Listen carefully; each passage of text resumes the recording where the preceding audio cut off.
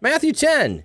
Jesus called his 12 disciples and gave them authority over unclean spirits, so they could cast them out and heal every kind of disease and sickness. Now these are the names of the 12 apostles.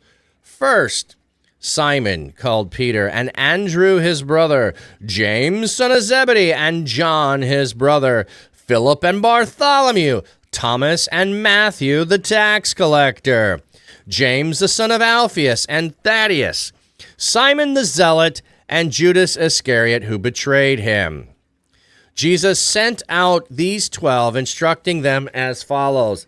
Do not go on a road that leads to Gentile regions, and do not enter any Samaritan town. Go instead to the lost sheep of the house of Israel. As you go, preach this message. The kingdom of heaven is near. Heal the sick, raise the dead, cleanse the lepers, cast out demons. Freely you received, freely give. Do not take gold, silver, or copper in your belts. No bag for the journey, or an extra tunic, or sandals or staff, for the worker deserves his provision. Whenever you enter a town or a village, find out who is worthy there and stay with them until you leave.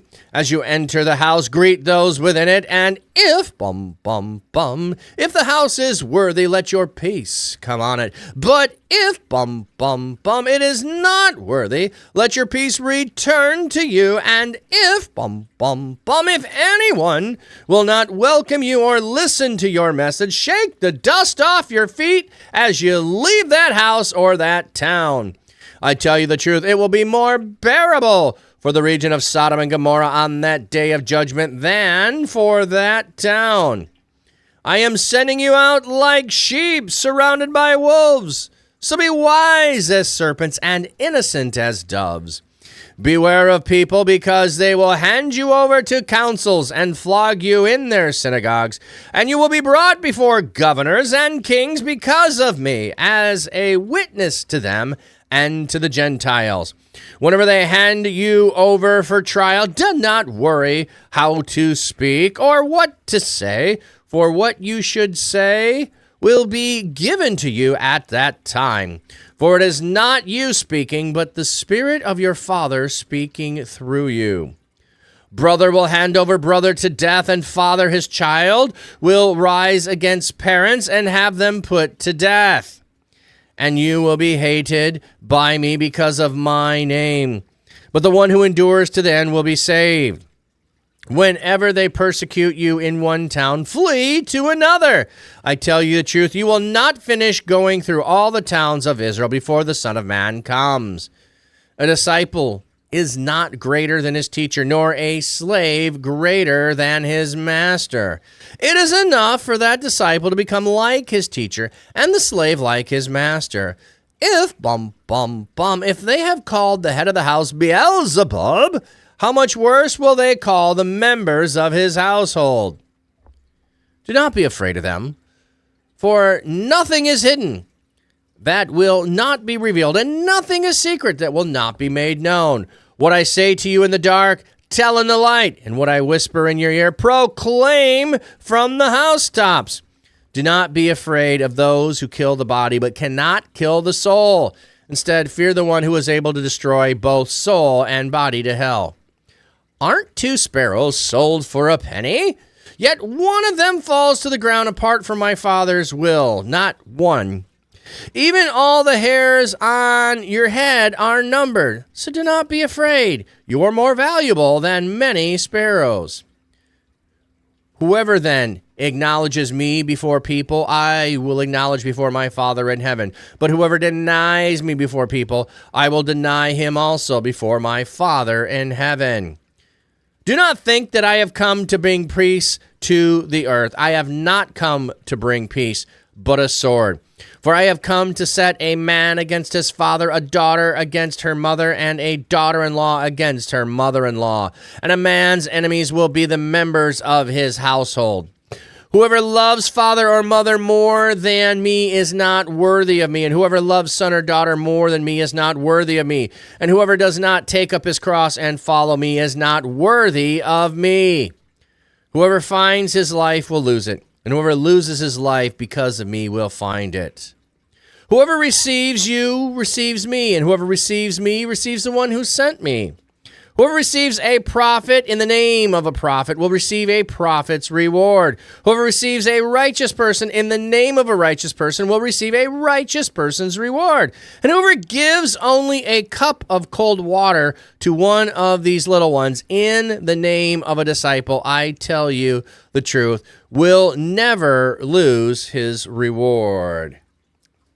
Big long section there. Let me see, was there anything in chat? Looked like you were chatting right as I got started. You're looking forward to 3 other classes. You're doing practical computing, which is doing websites and spreadsheets and that extra. And then the next class is doing production design. Ooh, and some 3D projects. That sounds really fun. Floofy Monster, welcome in. Minecraft has come with AR game akin to Pokemon. Interesting. Okay, bum, bum, bum. And there's some more greetings and hellos. Okay, so let's go back. So another long section.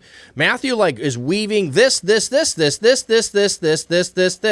I like to read them all in a long section because you get the pounding of the idea there.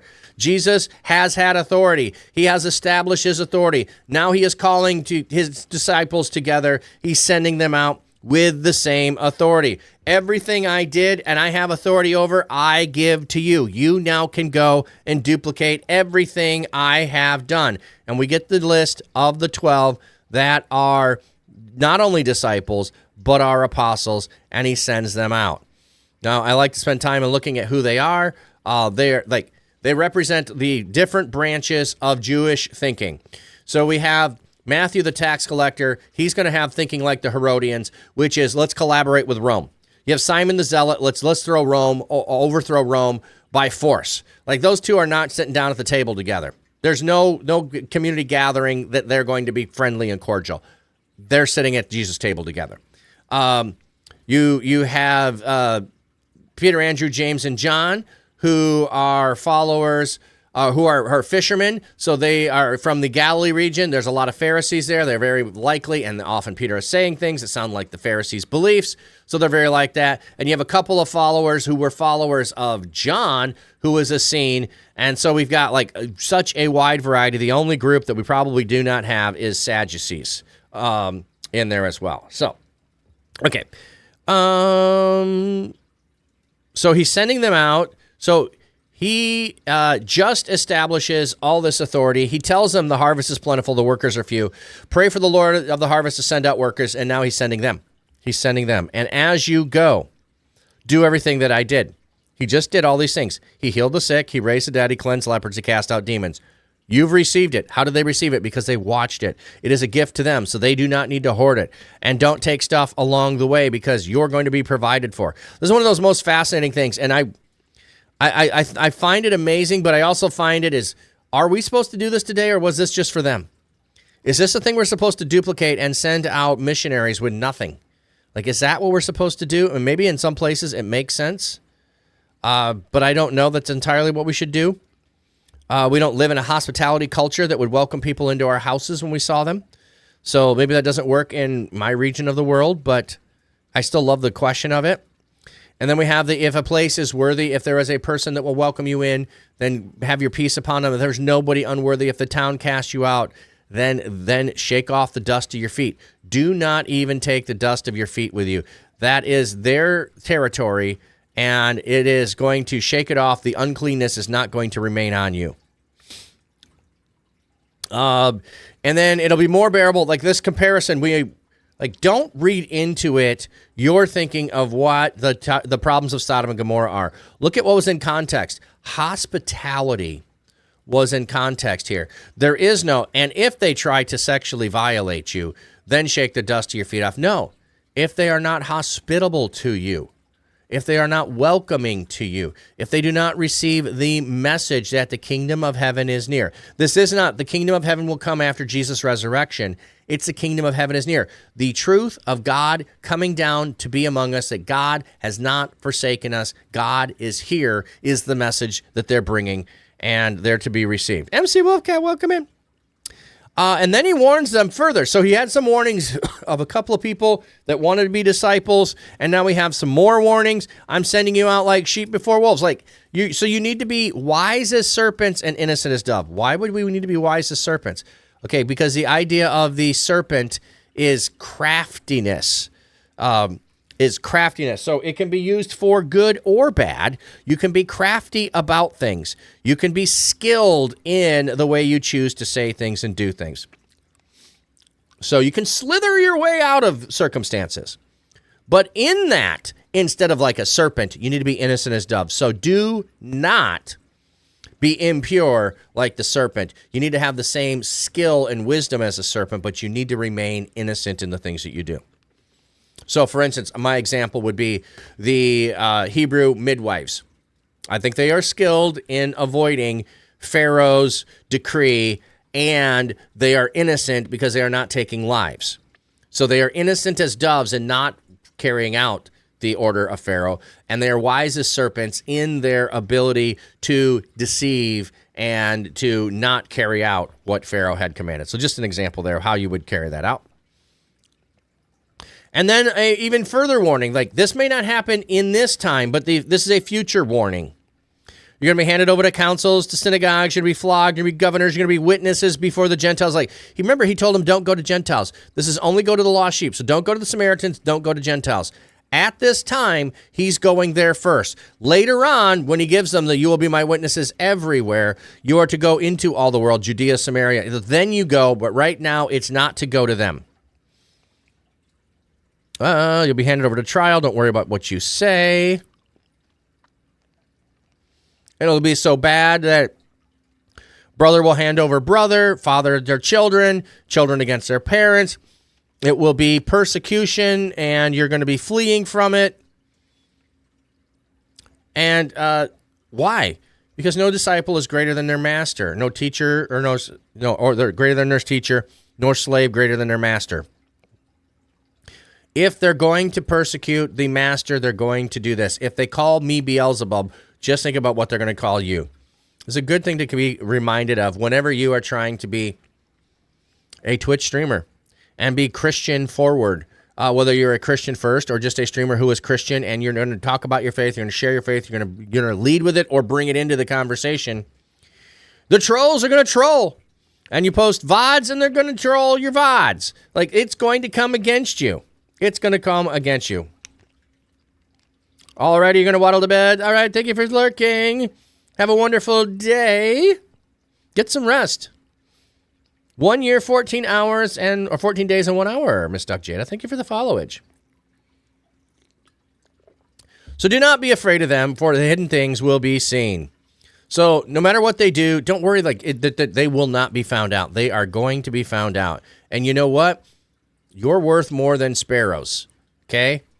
God knows who you are. He values who you are. And in fact, you shouldn't be afraid of them because they can't kill the body. Or they can kill the body, they can't kill the soul.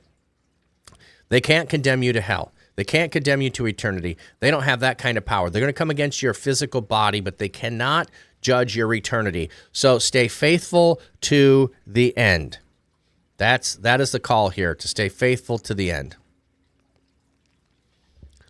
And then there's this acknowledging me before people. I will acknowledge. Those who deny, I will deny. Why would that be the case? And this doesn't mean you can't repent of it, because Peter shows us that you can. So Peter does deny Jesus before people. And Peter is restored, and Peter then does confess. So it's how you finish in the end. And remember, there's the other parable of two sons, and one says, yeah, I'll go do it, and the other says, no, I won't. And the one who said, no, I won't, later regrets it and goes and does it. But the one who said he will do it never went and did it. So it's how you finish in the end really is the thing. And so that is the stay strong till the end. And then the warning, I didn't come to bring peace. Now, this is one of those interesting things, why hasn't he come to bring peace? Because the truth of who Jesus is will separate families. It is going to separate them.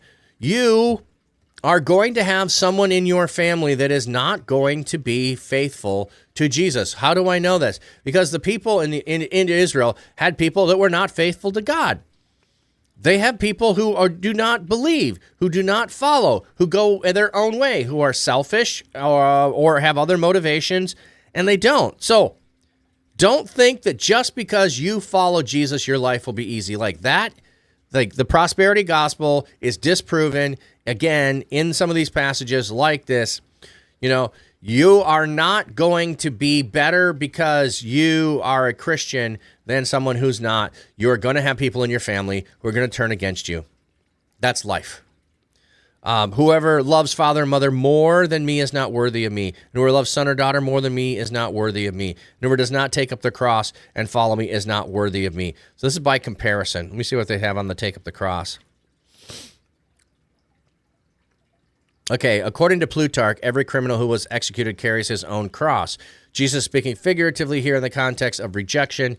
If one's allegiance to Jesus does not have absolute priority, then one will not follow him in the face of possible rejection and persecution. Okay. So trying to save your life, but forfeiting your soul. Yeah, you know, we have that. Whoever, you know, save the whole world, but forfeit his own soul, gain the whole world. That's what it is. Gain the whole world, forfeit. So the more important thing is eternal, not temporal. That's what we have here. So be mindful of the eternal. And then this simple thing, whoever receives you receives me. Whoever receives me receives the one who sent me. It is not about you. It's not about you. And the one who does even the most smallest thing for one of the least ones of these, something as small as just giving a cup of water to someone in need, their reward won't be lost. So anything you do in my name for the kingdom, God will remember. So there we have the gravity and the grandeur of following Jesus is what do you see them do to Jesus is what they will do to you. They mock Jesus. They scorn Jesus. They at times crowd to Jesus. They at times disown Jesus. Like every single one of these actions and behaviors that happen to Jesus is going to happen and has the potential to happen to you or your community, your believing community. So if there was someone who betrayed Jesus, there's someone who's going to betray someone in your church. If there's someone who denies you, there's going to be people who deny you, deny your church, deny what they're about, deny the truths that you believe. There's going to be people that do that. Are there going to be people that abandon the church? Yes, there's going to be people that abandon. I mean, there's going to be the crowd that comes and rises again. Yeah, like every single thing that Jesus endures, the disciples endure, and we can expect to endure. If there are times when we are enduring the other things that the disciples did, like 5,000 added the number daily, and they kept gathering daily in the temple courts, and they were rejoicing about things, those will also happen. But we need to know that the good and the bad both come. Yeah, they send Jesus out of the town.